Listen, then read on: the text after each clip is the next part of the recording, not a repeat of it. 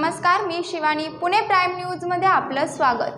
पंढरपूरच्या वारीसाठी सासवडमधला दिवेघाट हा मुख्य मार्गांपैकी एक आहे. यासोबतच नागरिकांची सतत ये-जा या घाटात होत असते. वारीच्या वेळेस दिवेघाटातील दृश्य विलोभनीय असते.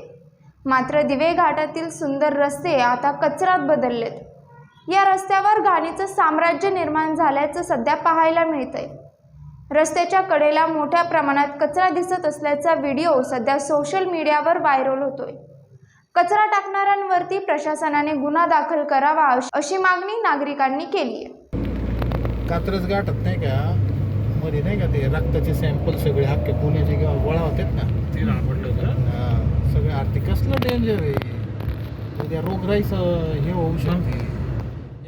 पाहत राहा पुणे प्राईम न्यूज. धन्यवाद.